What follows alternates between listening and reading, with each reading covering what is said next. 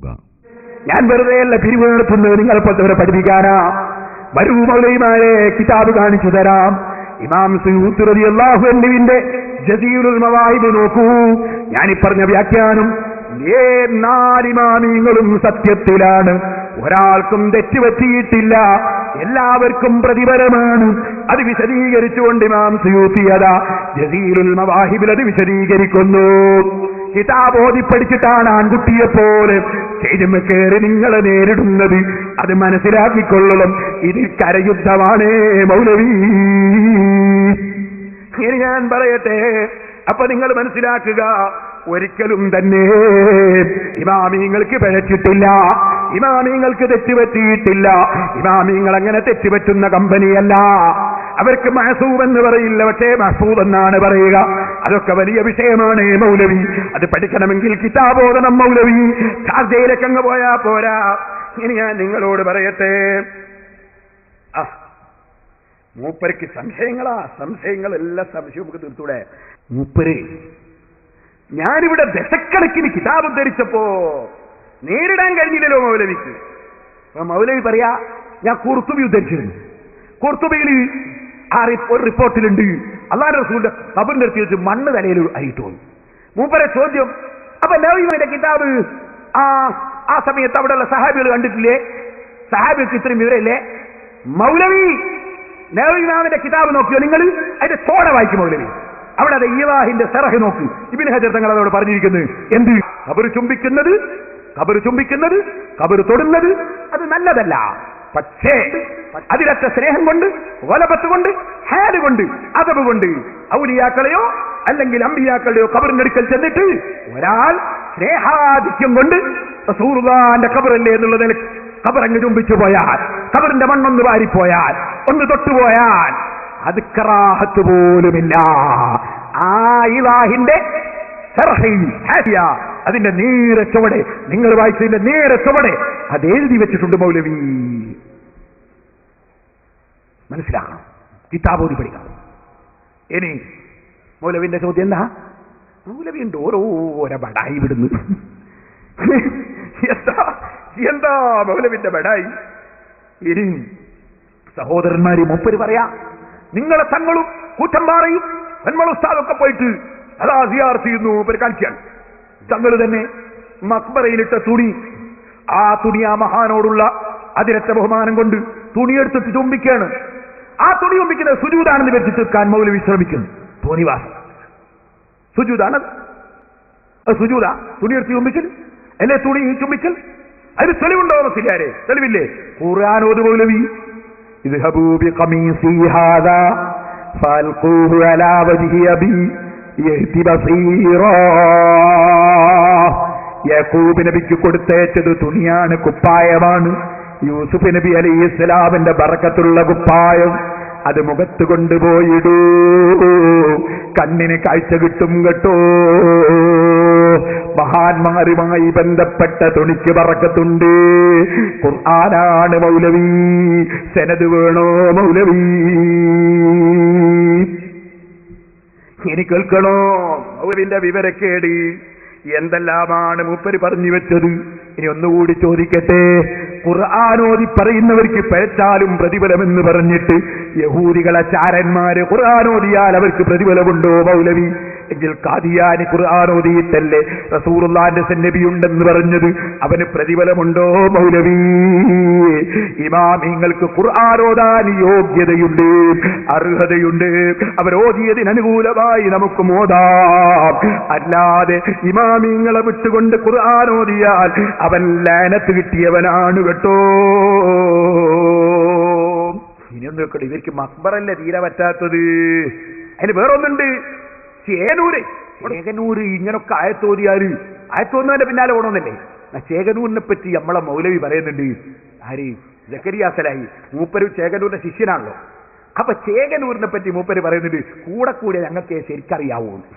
ഞാൻ കൂടെ പഠിച്ചാണ് ഇത് മുഴുവനും സർവ്വ തത്വങ്ങളും ചേകനൂരിന്റെ പറ്റിയല്ലേ എല്ലാ മൗലവിമാരും.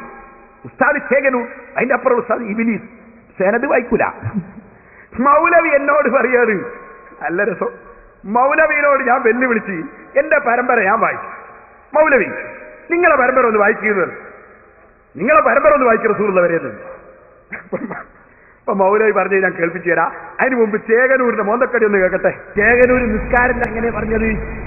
5 വഖത്ത് നിസ്കാരമുണ്ട്, പക്ഷെ തൊഴിലാളികൾ അത് 3 നേരമായിട്ട് നിസ്കരിച്ചാൽ മതി. 5 വഖത്തുണ്ട്, പക്ഷെ 3 നേരം വഖത്തിന്റെ നേരെ. അപ്പൊ മൊത്തത്തിൽ 3 നേരമുള്ളൂ. കേൾക്കുമ്പോ മനസ്സിലാവും തൊഴിലാളികളുടെ ആളാട്ട ഇയാള്.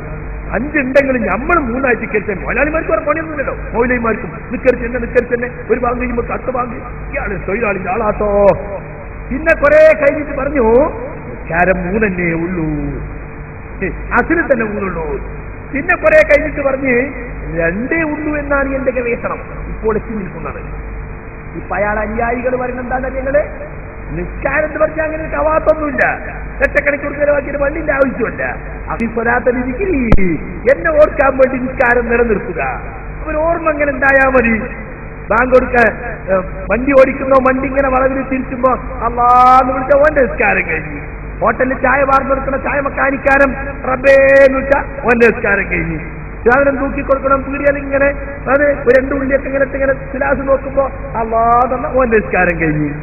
കണ്ണൂട്ടുമ്പോ കരി ഇങ്ങനെ പിടിക്കുമ്പോ അല്ലേ, കലപ്പ പിടിക്കുമ്പോ റബ്ബേന്ന് ഓന്റെ നിസ്കാരം കഴിഞ്ഞു. ഒരു ഖവാത്ത് വേണ്ട, ലക്ഷക്കണക്കിന് പള്ളിയും വേണ്ട, അള്ളാനെ ഓർത്താ മതി. അപ്പൊ ചേകനൂർ തുടക്കത്തിൽ എന്താ പറഞ്ഞത്? ചേകനൂർ നിസ്കാരത്തിനെതിരല്ല. അയാൾ പറഞ്ഞത് 5 വഖത്തുണ്ട്, എന്നാലത് 3 ആക്കി തൊഴിലാളികൾക്ക് സൗകര്യത്തിൽ നിസ്കരിക്കാൻ അല്ലാഹു ഇളവ് നൽകിയിട്ടുണ്ടെന്നാ. അയാൾ 3 നിസ്കരിക്കലില്ലാതെ അയാളൊപ്പം ജീവിച്ചവർക്കറിയാം. അങ്ങനെ തന്നെയാണ് നിഷേധം തുടങ്ങിയത്. നിഷേധം ഒറ്റടിക്ക് പറഞ്ഞാൽ മോന്തക്കടി കിട്ടുമല്ലോ. അപ്പൊ നിഷേധം ഒറ്റടിക്ക് പറഞ്ഞാൽ മോന്തക്കടി കിട്ടൂ. അത് ചേകനൂർ തന്നെ കൊടുത്ത ക്ലാസ്സാ, കൂടാർന്നൊരിക്കലേ തീയൂ. അപ്പൊ ഒറ്റയ്ക്ക് നിഷേധിക്കാതെ മെല്ലെ മെല്ലെ ദീന് നശിപ്പിക്കാണ് യഹൂദിചാരന്മാരാണ്. ഈ യഹൂദിചാരന്മാർ അവർക്ക് എന്താ വേണ്ട? റസൂലുള്ളാഹിന്റെ ഖുബ്ബയൊന്ന് വിളിക്കണം, ഖുബ്ബ വിളിക്കണം. അതിന് മൗലവി പറയാണ് കേരള നേതൃത്വത്തിൽ മുജാഹിദീന് സൗദിന്റെ ഭരണം കിട്ടിയാൽ പിറ്റേന്ന് വിളിക്കൂ, പിറ്റേന്ന് റസൂലുള്ളാഹിന്റെ ജാറം വിളിക്കൂ. യഹൂദികളെ ആഗ്രഹല്ലേ? അത് മൗലവി തന്നെ എന്താ പറയാ. അത് പൊളിക്കാത്ത എന്താ അറിയോ? സുന്നികൾ ചാവൂന്ന് വിചാരിച്ചിട്ടാണ് ഒന്ന് വെച്ചാ മനെ. നിങ്ങളെ ഒരുപാട് ജാരംഗത്തകത്ത് നിങ്ങൾ ആര് സൗദി ഭരണകൂടം എന്താണ് ആ കുബ്ബ തകർക്കാത്തത്? എടോ സൗദിയിലെ ഭരണം ഞങ്ങൾക്കൊന്നല്ലല്ലോ. ഞങ്ങൾക്ക് താർക്കാൻ കേന്ദ്രമിന് ഭരണം കിട്ടിയാലല്ലേ ഞങ്ങൾക്ക് താർക്കാൻ കഴിയുള്ളൂ. കേന്ദ്രമിന് ഭരണം കിട്ടിയാൽ പിറ്റേന്ന് ഞങ്ങളെ കുബ്ബ തകർക്കും, കേന്ദ്രമിന് ഭരണം കിട്ടിയാൽ പിറ്റേന്ന് ഞങ്ങളെ കുബ്ബ തകർക്കും, കേന്ദ്രമിന് ഭരണം കിട്ടിയാൽ പിറ്റേന്ന് ഞങ്ങളെ കുബ്ബ തകർക്കും എന്ന് ഞാൻ പറഞ്ഞു. പക്ഷെ അത് തകർക്കാൻ നിന്നാ സൗദി എംബസിയുടെ മുമ്പിൽ പോയിട്ട് കോൺസുലേറ്റ് മുമ്പിൽ പോയിട്ട് കുറെ ഖുറാബികൾ നെഞ്ഞത്തടിച്ച് ചാവും.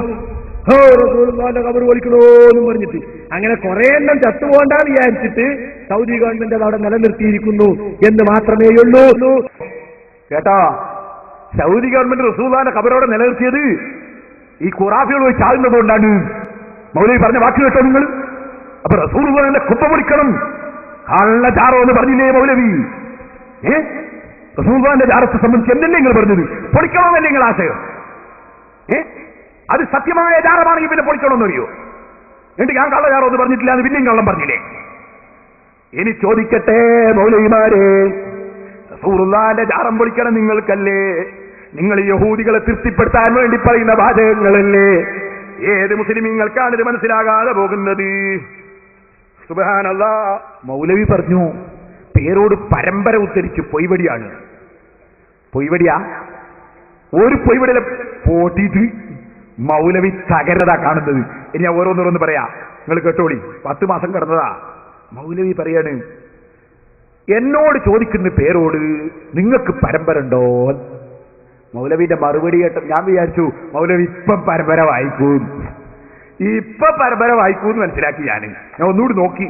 മൗലവി പറയാ അതെന്തിനാ നിങ്ങളെ പരമ്പര എന്നെ പോലെ എനിക്കും. അതിങ്ങളൊന്ന് കേട്ടോളി, അത് കേൾപ്പിച്ചോളാൻ. നമ്മളെ പരമ്പര എന്നെ മതികൾ മൂപ്പർക്കൂ. എന്നിട്ടൊരു ചോദ്യം, അപ്പുറത്തെ മൗലവിന്റെ പരമ്പര ഒന്ന് കേൾക്കാൻ പൂതിയുണ്ട് എന്ന്. അതെന്തിനാ നിങ്ങൾ കേൾക്കുന്നത്? നിങ്ങൾ എണ്ണിയ പരമ്പര തന്നെ പോരെ. നിങ്ങൾ എണ്ണിയ പരമ്പരയിൽ തന്നെ കുറെ ഇങ്ങനെ എണ്ണുമ്പോ കുറച്ചങ്ങോട്ടെത്തിയാൽ ചാലിലകത്ത് കുഞ്ഞഹമ്മദാജിയെ കേൾപ്പിക്കുന്നില്ലേ?